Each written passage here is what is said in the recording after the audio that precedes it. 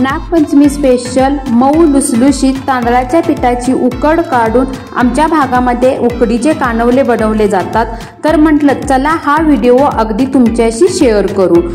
कढईमध्ये 1 वाटी पाणी घेतलेलं आहे आणि त्यामध्ये पाव चमचा मीठ घातलेला आहे आणि अर्धा चमचा साखर घातलेला आहे। साखर घातल्यामुळे पारीचं जे आवरण आहे ते अजिबात फिक्कं लागत नाही, त्यामुळे या ठिकाणी अगदी अर्धा चमचा मी साखर वापरलेली आहे। त्यानंतर त्यामध्ये 1 चमचा तूप घातलेला आहे। मिश्रणाला अगदी पाण्याला चांगली उकळी आल्यानंतरच त्याच्यामध्ये आपल्याला पीठ घ्यायचे आहे। ज्या वाटीने मी अगदी 1 वाटी पाणी घेतलं होतं अगदी त्याच वाटीच्या प्रमाणामध्ये मी या ठिकाणी 1 वाटी भरून तांदळाची पिठी वापरलेली आहे। या ठिकाणी मी अगदी तांदूळ धुवून वगैरे त्याचे पीठ करून वापरलेलं नाही, तर अगदी रेशनिंग तांदळाच्या पिठाचाच मी वापर केलेला आहे। चांगली उकड काढून घ्यायची आहे। याकरिता अगदी पाण्यामध्ये व्यवस्थितपणे हे तांदळाची पिठी आपल्याला शिजवून घ्यायची आहे आणि झाकण लावून अगदी 1 वाफ काढून घ्यायची आहे।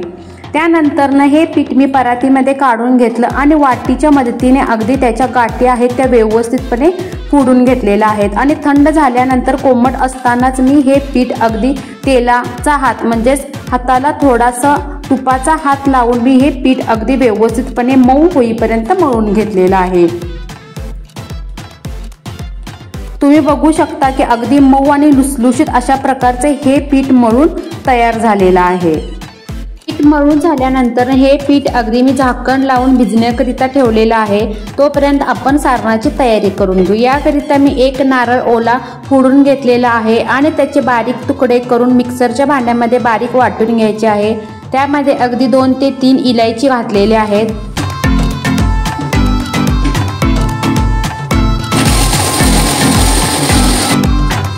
त्यानंतर आपल्याला या ठिकाणी मी गूळ अगदी चाकूच्या मदतीने व्यवस्थितपणे बारीक चिरून घेतलेला आहे। तुम्ही किसून सुद्धा घेऊ शकता।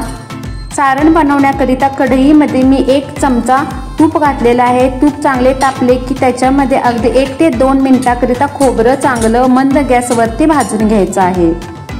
त्यानंतर त्यामध्ये अगदी 1 वाटी खोबऱ्याचा किस होता, त्यामुळे मी या ठिकाणी अर्धी वाटी गूळ वापरलेला आहे आणि पाव चमचा चवीसाठी मीठ घातलेलं आहे। हे सर्व अगदी व्यवस्थितपणे मिक्स करून घ्यायचं आहे मंद गॅसवरती आणि हे सारण आपल्याला शिजवून घ्यायचे आहे। सारण या ठिकाणी आपलं तयार झालेलं आहे। तसेच पीठ सुद्धा भिजून तयार झालेला आहे। या ठिकाणी मी अगदी छोटासा गोळा घेतलेला आहे आणि हाताला पीठ लावलेलं आहे, म्हणजे तांदळाच्या पिठाचा हाताला वापर करून अगदी छोट्या आकारामध्ये मी पारी हातावरतीच बनवून घेतलेली आहे। या पारीमध्ये 1 चमचा भरून मी सारण घातलेलं आहे आणि अगदी व्यवस्थितपणे पूर्ण कडा मी या ठिकाणी दाबून घेतलेल्या आहेत। तुम्हाला जर कानवल्याला आकार द्यायचा असेल किंवा डिझाईन बनवायची असेल तर तुम्ही चमच्याच्या मदतीने अशा प्रकारची डिझाईन सुद्धा बनवू शकता। अशा प्रकारे मी सर्व कानवले बनवून तयार केलेले आहेत। त्यानंतर कढईमध्ये पाणी ठेवलेलं आहे 1 ग्लास भरून, कारण की हे कानवले आपल्याला शिजवून घ्यायचे आहेत। चाळणीला तुपाचा हात लावून घेतलेला आहे आणि हे सर्व कानवले मी अगदी 10 ते 15 मिनिटाकरिता मध्यम गॅसवरती शिजवून घेणार आहे। कढईमधील पाण्याला अगदी चांगली खळखळून उकळी आल्यानंतर ही चाळण कढईमध्ये ठेवायची आहे। तुमच्याकडे जर स्टीमर असेल तर स्टीमरचा सुद्धा वापर करू शकता आणि अगदी झाकण लावून 10 ते 15 मिनिटे शिजवून घ्यायचे आहेत।